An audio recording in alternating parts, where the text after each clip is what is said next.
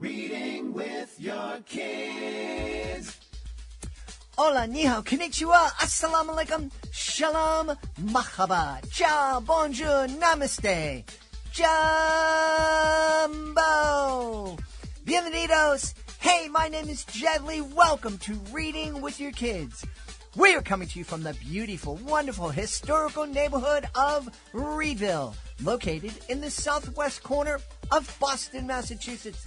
We are so very honored and absolutely delighted that you join us in our mission to help all families grow closer through reading.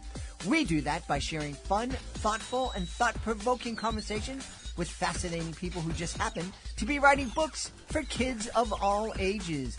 You can join us in that mission by telling all of your family and friends about the show and letting them know that they can hear us on the WREB AM/FM 24/7 radio network. And they can find us on the iHeartRadio app, on Spotify, Apple Podcasts, Good Pods, Podcast Addict, CastBox, Player FM, Boomplay, Ghana, Amazon Music, wherever you find your favorite shows. Very special episode of Reading with Your Kids today. We have the cast of a brand new podcast that will be debuting on September 18th, 2024. It's called Guardians of the Game. It is the latest addition to the Reading with Your Kids family of podcasts, and we are excited to introduce you to this really talented cast. Tell you what Guardians of the Game is all about. And later in the show, we'll be headed back to Norwalk, Connecticut to Authorpalooza, where we'll be having a chat with Stacy Malozzi. Hey, are you ready to embark on an epic adventure from the comfort of your own home? Look no further than dndforhire.com. Join us for one-time events or dive into long-term campaigns, all from the comfort of your home, from anywhere in the world. Become heroes in a fantasy realm using nothing but paper, pencils, dice, and your imagination. Dungeons & Dragons isn't just a game, it's a collaborative experience where players work together over Zoom to shape a magical world, battle evil, and embark on fantastical quests. Led by experienced dungeon masters, each adventure is completely unique, crafted by D&D's founder Joshua Kurtz. You won't find these stories in any books. Whether it's a birthday party, team building workshop, or weekly campaign spanning years, dndforhire.com brings the excitement to you. So gather your party, roll the dice, and let the adventure begin with dndforhire.com. That's the letters dndforhire.com. D&D for Hire is not responsible for any encounters with actual dragons. Please play responsibly. Are you looking for a creative way to bond with your kids? Let me tell you all about Drawing with Your Kids, the ultimate destination for artistic adventures. Join us as we dive into the wonderful world of children's books with renowned illustrators guiding you step by step. From beloved characters to whimsical scenes, unleash your imagination and create cherished memories together.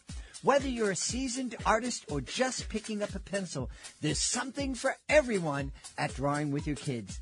Please visit our website, readingwithyourkids.com, and click on the Drawing with Your Kids link at the top of the page and let the creativity flow. Drawing with Your Kids, where every stroke brings stories to life. We have a very different episode of Reading with Your Kids today. We are joined by 5 of the cast members of a great new podcast. It's called Guardians of the Game, and it is launching on September 18th, part of the Reading with Your Kids family. We're really excited. We should probably start by introducing the, I think he goes by Dungeon Master or Dragon Master, or I don't know. You had it in one. Josh, how are you? It is Dungeon Master. I am great. Thanks so much. As said, my name's Josh. My favorite color is purple. Thanks for having me. It's great to be here. Great to have you. And Josh is kind of the driving force, I think, behind this. I'm going to ask you in a minute to talk to us a little bit about what Guardians of the Game is based on, but let's meet the rest of the cast. Somebody that is near and dear to my heart. He's known me his whole life. Chris, how are you, buddy? I'm doing good. I'm doing good. It's gonna be weird to call you Jed instead of Bop the entire time. But it's what we're gonna do. And sorry if you guys can't really tell us apart in our voices. I hear that a lot. Can I pitch that we just all call you Pops for the night? I'm easy. We've hosted international kids in our homes, so we literally have kids all over the world calling us mom and dad and pops and whatever. Yeah. And thankfully, nothing derogatory. That's true.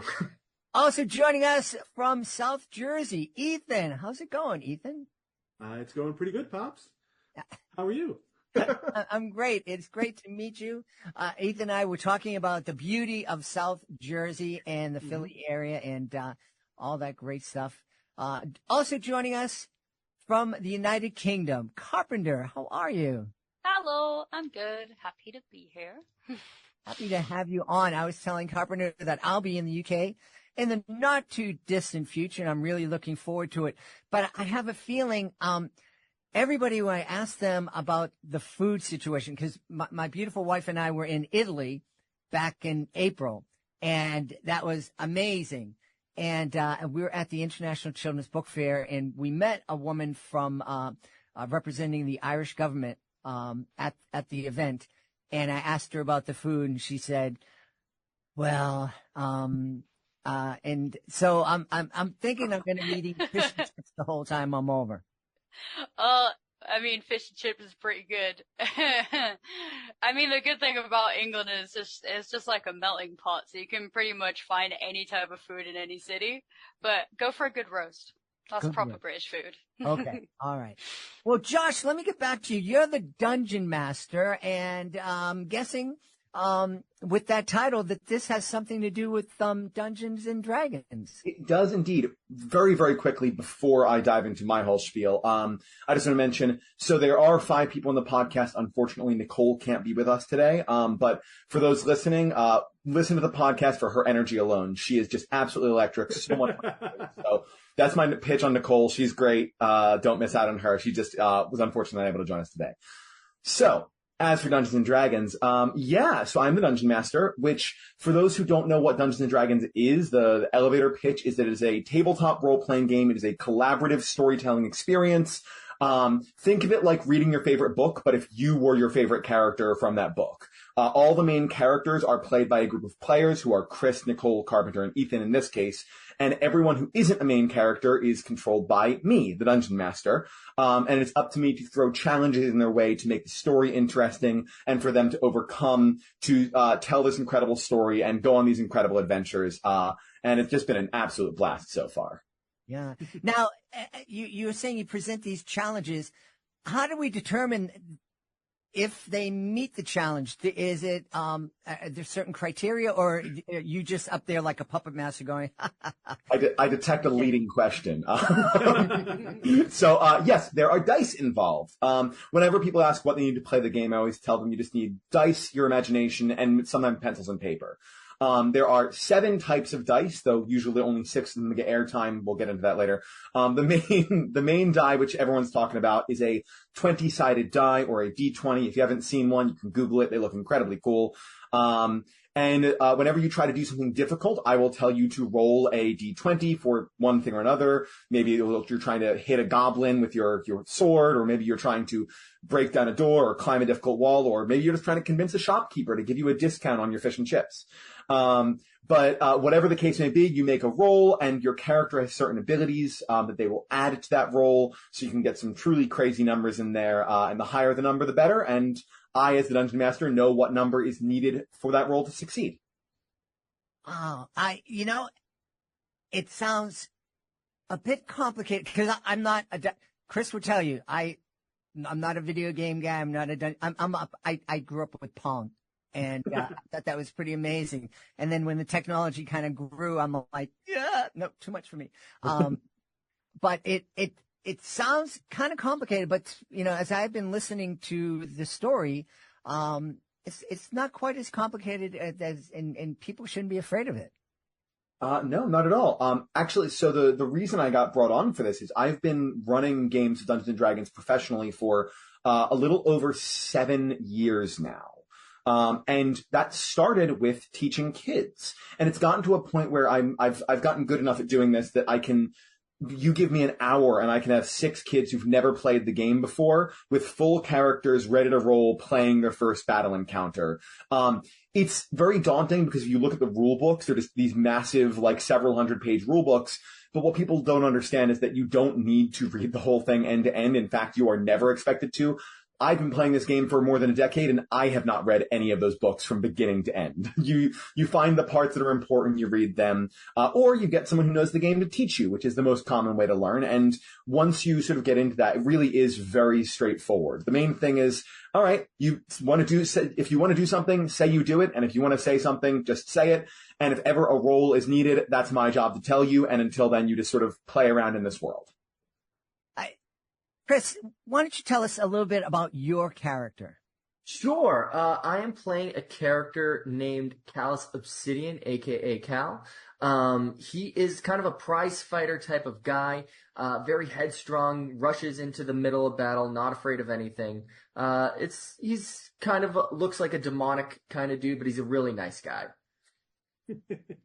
Now I have to go back to Josh. Josh, do you assign the characters, or because Chris's character sounds awfully familiar?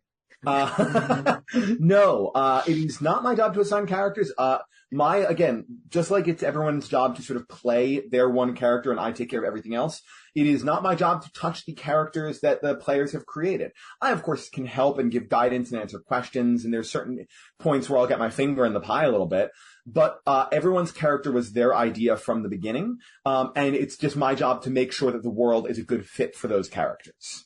Right. All right. Yeah, Chris, that description, it sounds a lot like a guy that I used to see in a singlet wrestling, back. Absolutely not.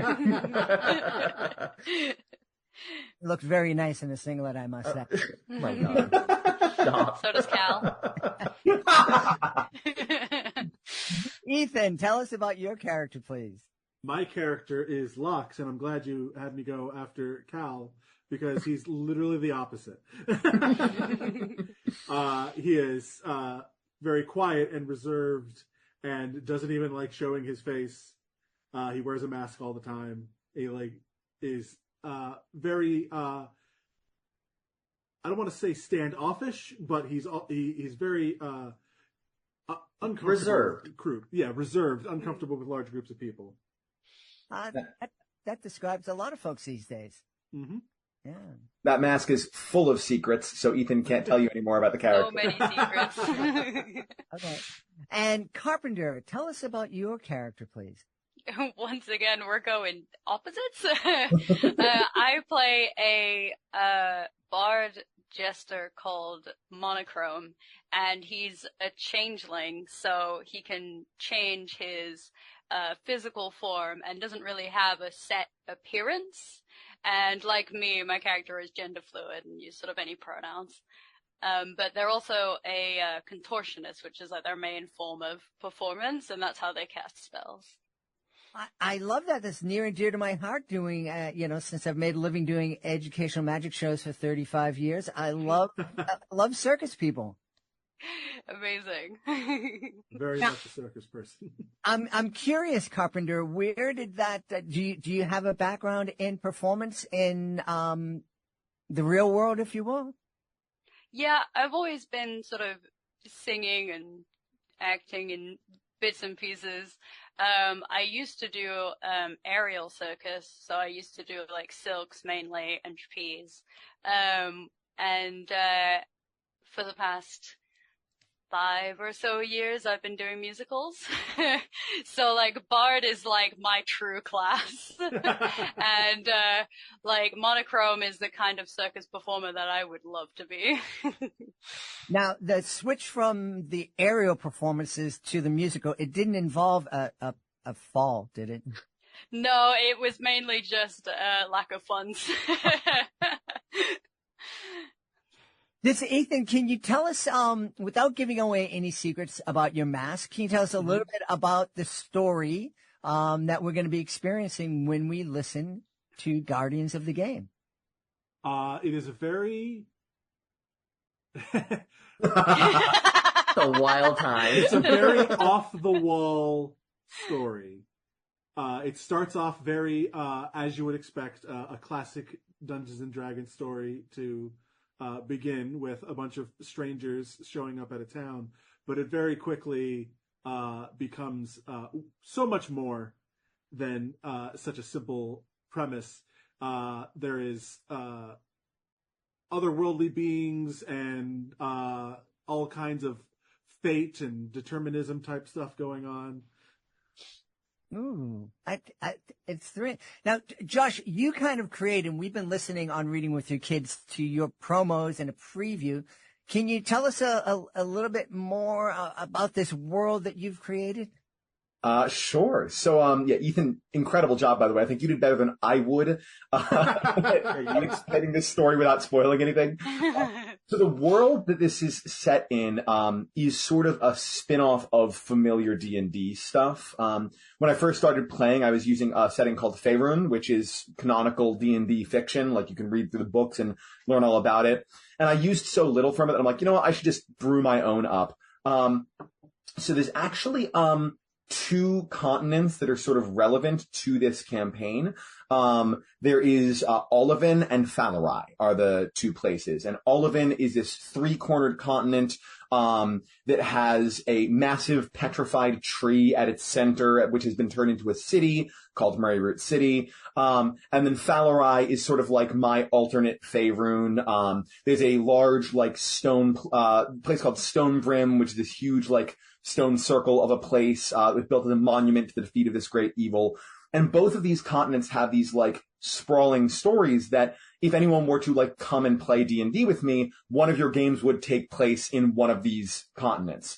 This podcast does a really interesting job of tying all of my campaigns together, not in a way that's going to alienate or exclude people who don't know it at all, but in a way that will reward people who potentially are familiar with it. Because you get these, like, references to, like, 70 years ago, the world was saved from X, Y, and Z, and X, Y, and Z was another campaign. So you as a player can come on and play that campaign if you want to reach out to me. We've got these tons of, like, world-ending threats, like this, like, nameless god that tried to destroy the old world to build a new one, and then a bunch of heroes that rose up and stopped them. And then we have this strange force that caused these magical rifts to open all over the plains, and then some heroes that came to save the day. And the reason all the stories end with, and then a bunch of heroes came and saved the day, is because these are just D&D campaigns that have happened throughout the sort of Josh Kurtz cinematic universe. I'm curious. I always love when I'm speaking to an author, especially of a fantasy. What's it like? How do you keep the laws of physics in this world that you're creating straight? Is it little stickies on a board on the wall, or is it all up here and you have that computer mind that can keep it straight? When I started, it was the second one. It was all just, I would never take notes. People would always be like, how do you do that? And then a couple of times I would come in and then, like, describe something and people would be like, what are you talking about? I would go, oh, sorry, this is for another group. And I realized I did need to start taking notes. So now I keep separate note documents for each group I'm running. And as for the world information, I actually write out my campaigns. Now that I have other dungeon masters like Chris who are running some of the games that I write, it's actually important for me to in detail write out all of the world info. So, for example, The Destroyer is the first campaign I ever wrote, full form. It's a little under 200 pages. It stretches from level 1 all the way to level 19. And for those who don't know, D&D ends at level, like, 20 is the highest you can get. So it's like pretty much a full body of the D&D experience. Groups usually take about 2 years of weekly 2-hour sessions to get through it. And then the newest campaign I have been writing is called The Material Embassy. It's already 430 pages long. Yeah. And I don't understand. And it's just, most of that will never see the light of day because so much of it is just, oh, this city has this, and this. So it's these insane world building documents that I can refer back to. And it's gotten expansive enough that I will be in the middle of a game. People will be like, okay, I go here. And I'll go, okay, 1 second. And I'll look into the document, see what's there, and surprise myself because I've forgotten what I wrote down. The amazing ability to go through some of these documents and just find the specific thing that you're looking for is really great. Josh really thinks about a lot of these things while he's fleshing out these worlds. And while I'm asleep, and while I'm walks, and while I should be paying attention to something else. So is this like one of those, we just had an author on who does the choose your own adventure type book. You get to page 15 and you make a choice and they say skip ahead. Yes, but imagine if you had to write those books and let the readers write in their own answers and you to have to be ready for whatever they suggest. That's D&D. Because if the book can say, try to slay the dragon with a sword or run and face the dragon another time, the players might say, can we dig a hole under the dragon, lodge some explosives up in there and trap it? And you just need to be ready for whatever may come, because... Or they could say, can we befriend the dragon? Or and not fight it at all. Absolutely. Carpenter, how long have you been into D&D and what first attracted you to it? I've been playing for about, I think 8 years, and I actually got into it because of D&D podcasts that me and my friends would listen to, and then we sort of taught ourselves in my first group how to play. And then when I went to university, I got to join some like really amazing groups. I actually went to the UK National Student Tabletop Role-Playing Championships, which was insane. It was basically all the universities competing at playing like TTRPGs, which was wild. But yeah, I grew up on choose your own adventure books and puzzle books and that kind of thing. So like D&D really is just like an evolution of that, but with like the sort of role playing and the acting mixed in. What about you, Ethan? How did your interest in D&D come about? So I actually, for the longest time, was deathly afraid of D&D because I had always seen it as such a rules and math and having to keep all this stuff straight in your head type of game that it never really appealed to me before. But after I had graduated from college with a theater degree, I had been an actor on stage for many years. I watched and listened to a couple D&D podcasts also. And that's when I realized, it's not math, it's performing. And then Josh reached out to some friends like, hey, I'm starting this D&D game. Do you want to play? And I was like, yes. I have been waiting for someone to ask me since I actually decided it's cool. and for a little clarity on that game, if I can interject here, sure. That was not, my intention was not to be like, hey, let's get a campaign going. My intention was to do pickup games at the local comic shop where it's like, hey, anyone who wants to come and play can come and play. 7 people showed up on the first day, and then those same 7 people came every week for nearly 2 years. that is how it goes. I had nothing else better to do on Monday night. At my university society, you were only really supposed to play campaigns for 1 semester, but my group were so into the campaign that we did it for like a whole year.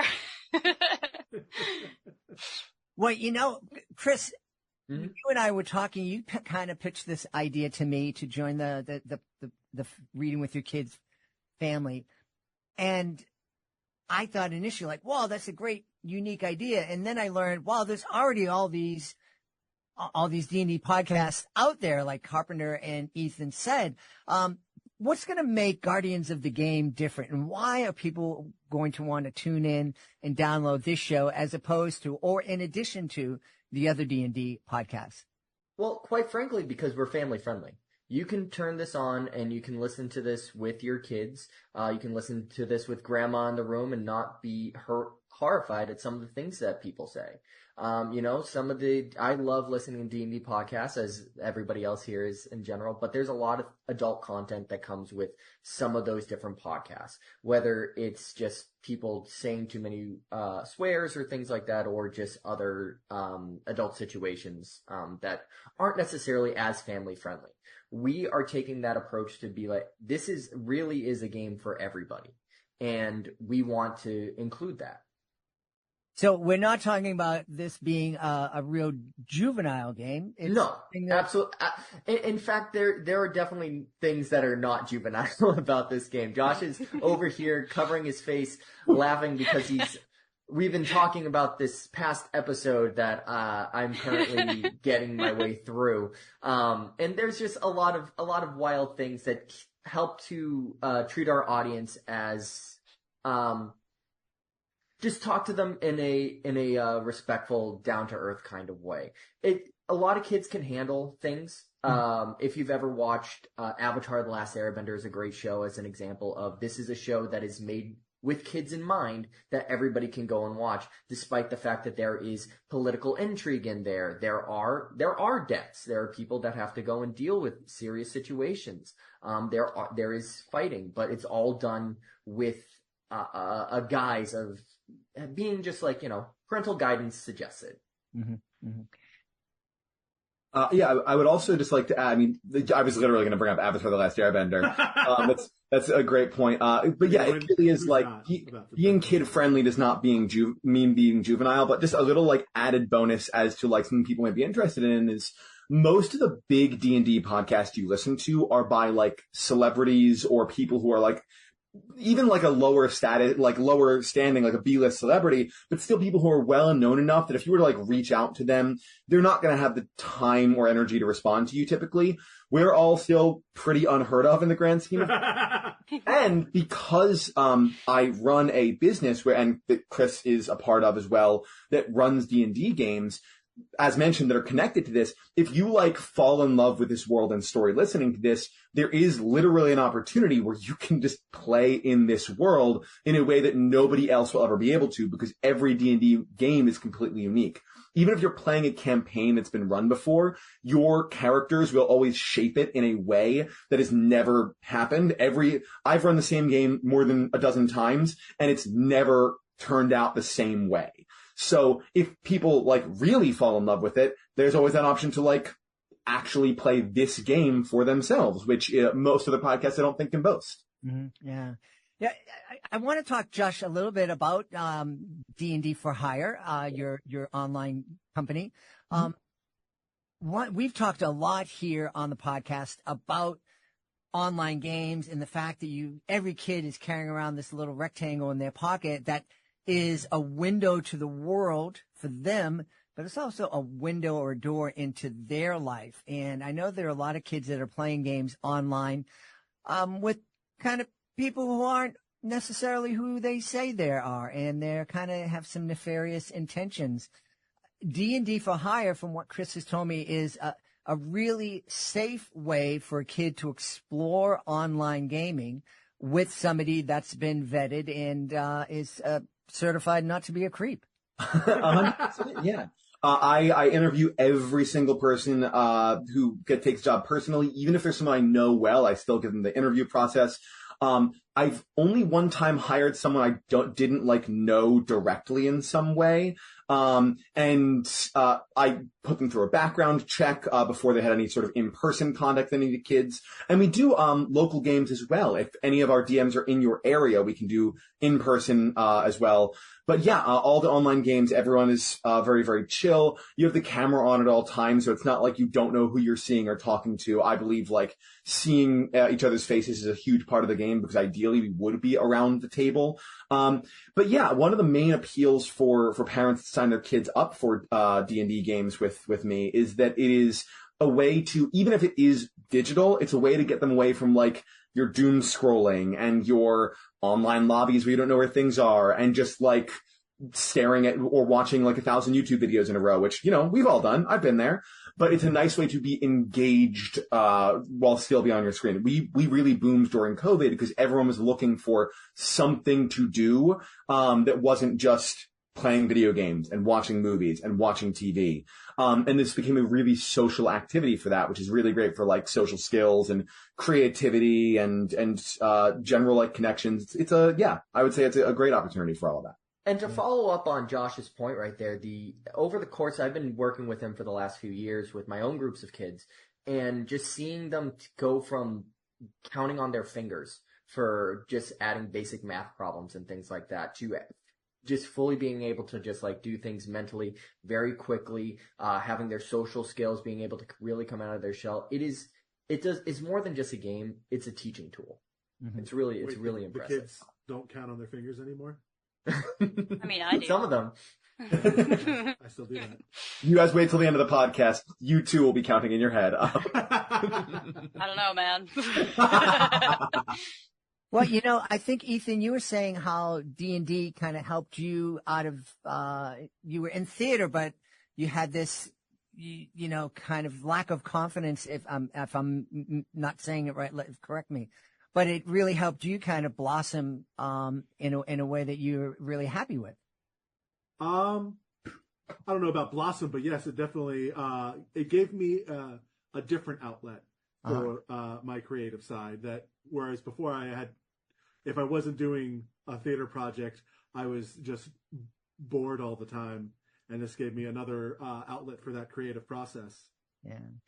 What I love about TTRPGs is that I have always been a little bit terrified of improv, cause acting is not my I'm very much a singer first, between the three skills. So I've always been kind of scared of improv, and worried that I wouldn't be able to do it very well. But in TTRPGs, even if you're not being strict, you don't have to be strict with the rules. Me and my friends have always seen the rule books as just guidelines, really, that we just throw our own stories onto. But you do have you kind of have like a cheat sheet to fall back on, and you have dice rolls to fall back on. So even if you're say you're trying to convince, someone who's selling you things that you should get it for cheaper, just doing that through the words you say is kind of terrifying to me. But knowing that I can sort of roll and see how that goes, and then I can base the conversation off that roll, sort of takes the pressure off the improv. And I know I've grown so much as a performer from telling stories through TTRPGs.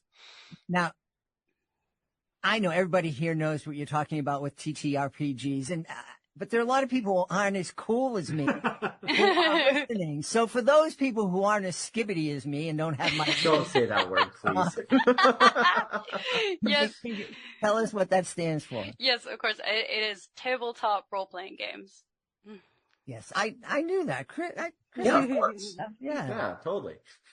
What, let's get to know you a little bit more, Carpenter. What are you hoping, you're in musicals. Is that what you're hoping to do full time?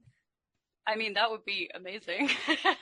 I do really enjoy voice acting. I've been starring in a sci-fi comedy podcast for a few years now, which is going strong. And I have a normal regular job, but I do really love performing in musicals. And what about you, Ethan? Are you hoping to make performance your business? That's the dream. That's what I went to school for. I've been trying to break into voice acting.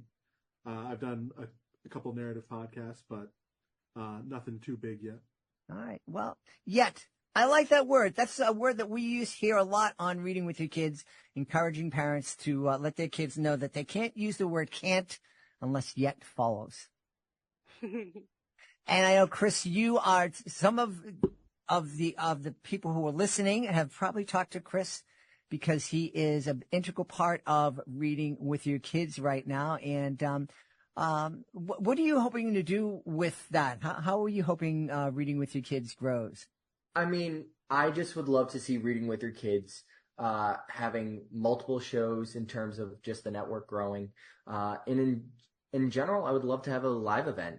You know what I mean? I think that a convention style thing with all the Reading with Your Kids, everything under that umbrella, showing up there would be a really fun thing. It'd be a great thing for authors to be able to show up, sell their wares, promote their books. It'd be a great way to produce all the other shows, and it'd be a great thing to meet all the amazing people that listen to our shows every month.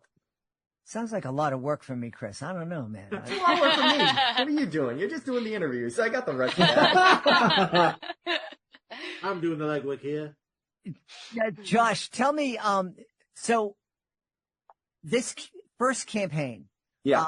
how many, are we talking 8 episodes, 13 episodes? Well, I can tell you it ain't. I can tell you it's not 8. So we are past 8 already. So here's the thing. I don't know exactly because so much of it depends on the pace of the players. I have a general outline of the plot. I have a lot of the big beats, but I never know if my players are going to get through one of my like big story arcs in like 2 or 3 episodes or in 10 or 20 episodes because it depends on how they go about it. Here's what I can give as some guidance. We just finished recording episode 13. Is that right? 11. I'm sorry. 11. Episode 11. So we've recorded 11 episodes so far. Currently, we have finished what I would call the intro, or the prologue, and we're currently on like the intro quest. After that, I believe, if I'm counting correctly, there are 11-ish quest arcs in this campaign. So we haven't even hit quest arc 1 in 11 episodes. So I would estimate at 100 to 150. We got to pick up the pace, guys. And Do if you know how many things have happened, though? I don't think we need to go faster. And in case you were wondering what he means by like quest arcs, think about more like seasons on a television show. Yeah. Where we're currently in our first season. We're about, I would say, probably about midway through season 1. And we're rapidly approaching that climax of that point. It's really interesting how it's all coming together. But you'll have at least a year, if not more, of listening pleasure for this one campaign. Yeah, and then by the time we're finished, I'm sure we'll all have a billion other characters we want to play and other stories we want to tell. So we're here as long as you want us, Jed. There you go. All right. Well, you mentioned that Nicole wasn't able to join us. Josh, if you could tell us a little bit about Nicole's role. So Nicole is playing a character named Petal Morningdew. She is a fairy, because you can be whatever you want in D&D. She is a druid, meaning she's like a nature spellcaster. She can transform into animals and do all sorts of things with weather and storms. She is from a land known as the Glade, which is where the Fae and fairies come from in this world. In typical D&D, it would be called the Feywild, which she is from the Feywild, but the Feywild is sort of a country within the Glade. We don't need to get more into my world lore right now. But the reason she is Petal Morningdew is because fairies are often created by archfey or like the leaders of the Fae, wheeling them into existence. And there was one archfey who saw the way dew looked on a petal of a flower in the morning, and that inspired them to create Nicole's character, Petal Morningdew. She is a delight and also like very bright and peppy and bubbly and positive, but just far enough removed from like the way social norms work that she will occasionally say or do things that make you kind of have a double take and be like, wait, are you sure that's what we're doing here? It's a very delightfully chaotic character. And Nicole's improv skills are just unparalleled. Delightful. She's incredible to play So with. good. Okay. Well, I've listened to a few episodes of the show, and it's really, really fun. I was, as somebody who was unfamiliar with this world, that TTRPG world, I got deep into the story, and I can't wait to hear the rest of the campaign. Chris, there's another person that's kind of behind the scenes. We should give her a shout out. Yeah, shout out to Alyssa. She is our editor.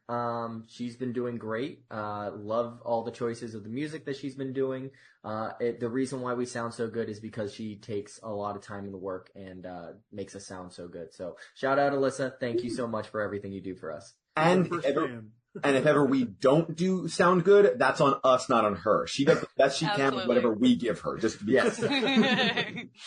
And Chris, I think you were telling me too that in addition to the story episodes, you're going to have a kind of is it like a kind of review? Yeah, so we call it our after-hour show, and it's kind of like The Talking Dead or some of those kind of style shows where after a couple of episodes, we get together and we just kind of talk and just chat about everything we did, and we just kind of let loose all of our feelings about what's been going on and get to see what was going through everybody's head. So you get to get a nice, a little deeper motivation in there. Yeah. And usually we get very excited about the themes. Yeah. It's a good way to get behind the scenes and to learn a little bit more about all of us, more than just as our characters, but also as the people behind them. Awesome. And just listen to us gush about each other's characters.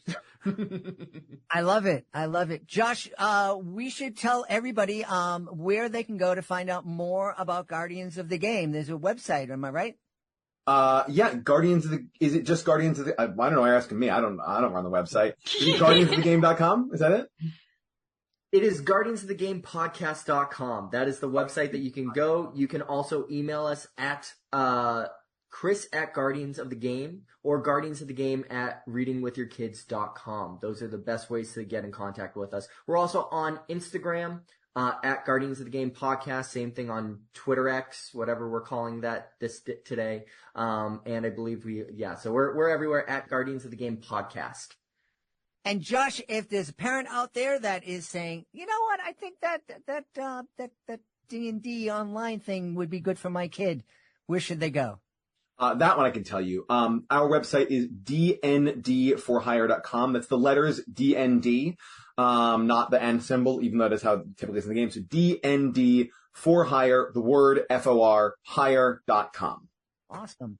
We've had a great time speaking to the cast of Guardians of the Game. Josh, Chris, Ethan, Carpenter, thank you so much for being on Reading with Your Kids. Thanks, Pops. Thanks, you. Pop.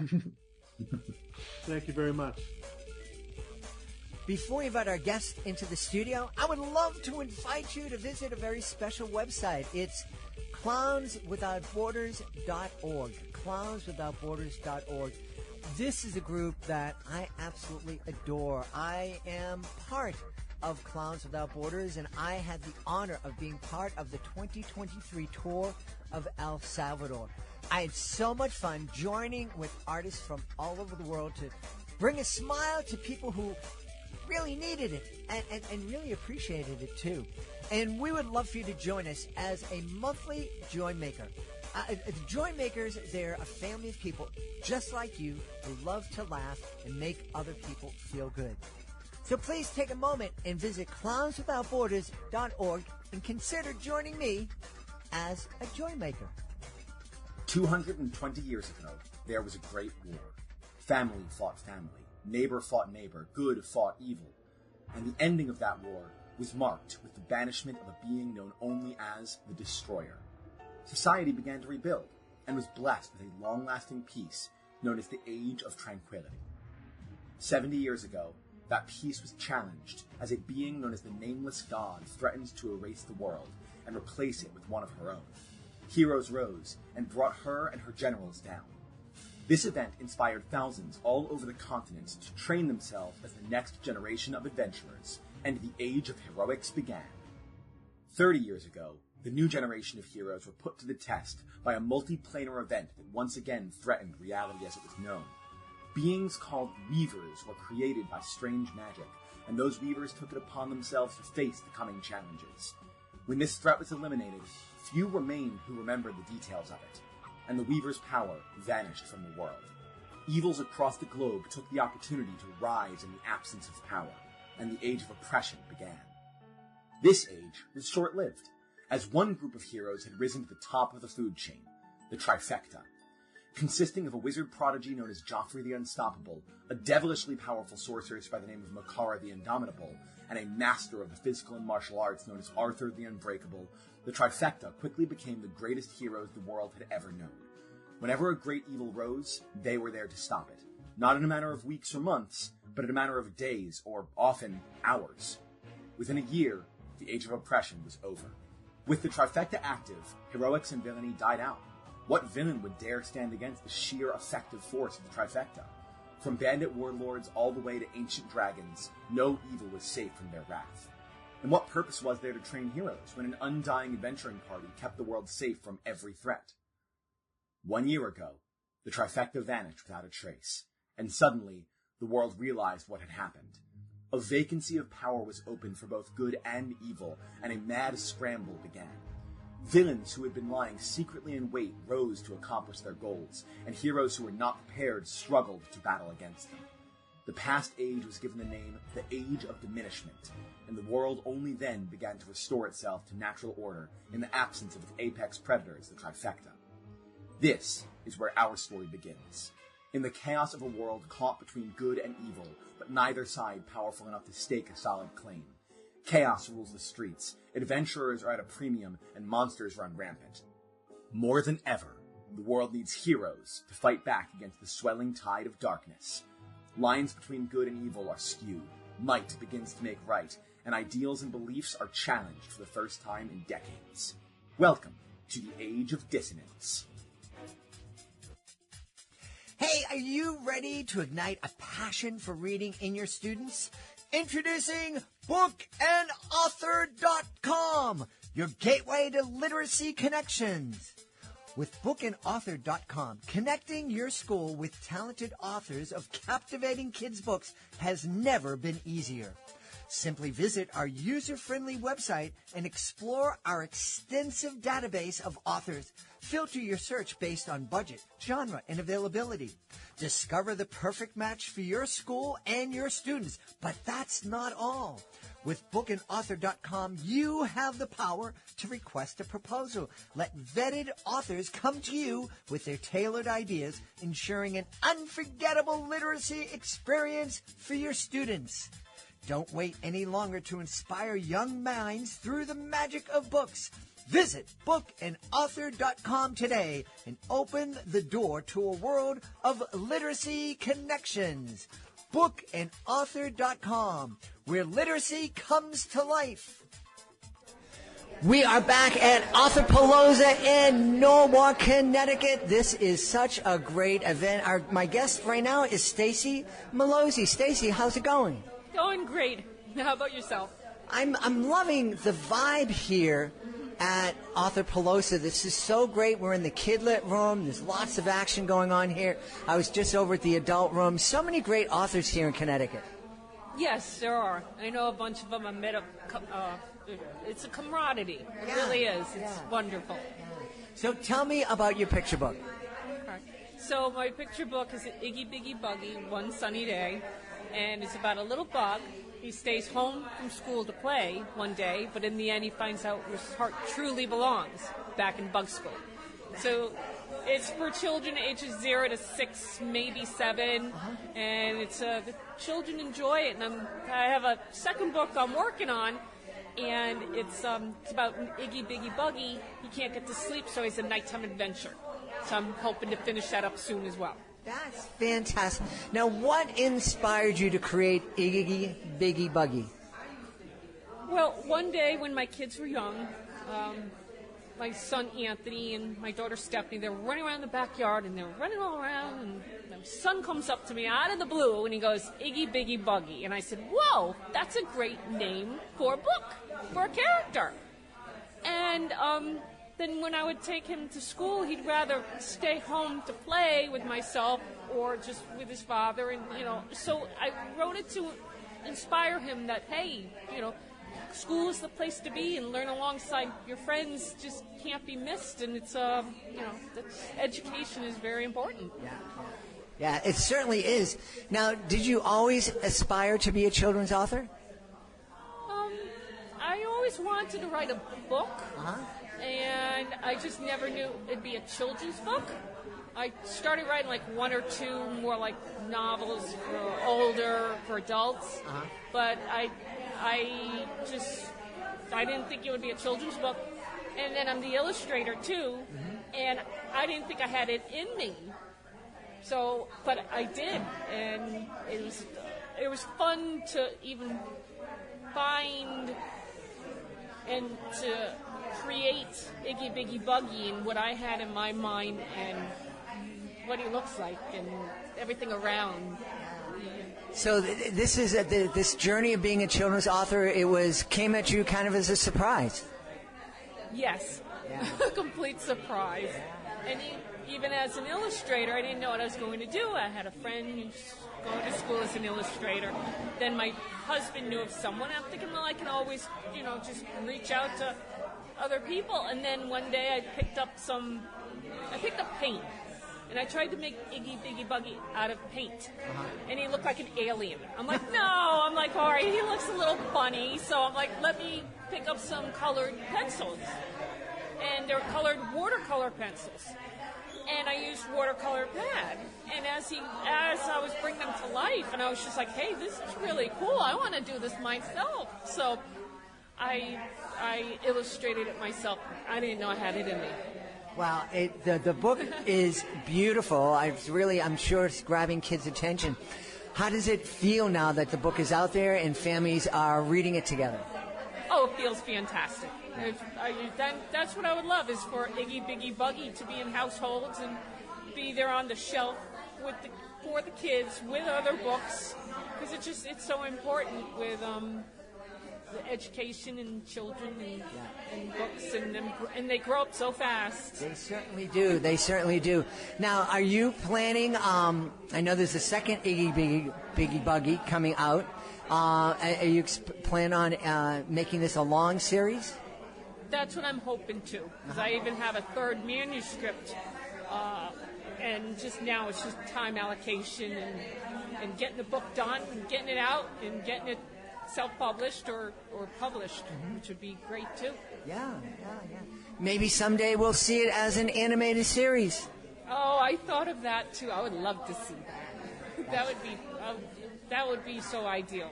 I would love it, and just for the kids too. It's all for the kids. Yeah. Where can people go to find out more about you and more about Iggy Biggy Buggy? I have a website. It's www.iggybiggybuggy.com. Cool. Well, thank you for being on Reading with Your Kids. Thank you for having me. I really appreciate it. We hope you've enjoyed this episode of Reading with Your Kids and will join us for the next exciting episode of the show. We'd also love it if you could connect with us on social media, facebook.com/readingwithyourkids, @readingwithyourkids, on Instagram and TikTok, @JedleyMagic, on X. We have a great YouTube channel, youtube.com/readingwithyourkids. When you go to there, you can find all of our Drawing with Your Kids videos and our STEM is Family Fun videos. We have a great website. We think it's a pretty great website, readingwithyourkids.com. You can check out our blog. You can visit our Reading with Your Kids Certified Great Read Wall of Fame, and you can use a contact button up at the top of the page to send us a message. Let us know what you love about the show. Let us know what we could be doing better, and let us know who you would like to hear on a future episode of the show. And if you're an author, please be sure to click the Authors Click Here button up at the top of the page to find out how you can be a guest. Being a guest is fun. It's easy, and it gives you the chance to tell thousands of Kidlit fans all around the world about your great kids book. You can also learn about our very effective and very affordable promotional services. I want to thank the folks who made today's show so great. Of course, I want to thank that fantastic cast of Guardians of the Game. The show launches on September 18th, and you can find them wherever you find your favorite podcast. I also want to thank Stacy Malozzi for joining us. My team deserves a big thank you. Fatima Khan, Chris Doherty, Rory Grady, Rayling Tang. I want to thank my beautiful wife for all the support she gives me. Most of all, we all want to thank you. Thank you so much for taking the time to join us today, and as always, thank you so very much for taking the time to make the world a better place. And you do that every time you read with your kids. I'll be looking for you in the next episode of Reading with Your Kids.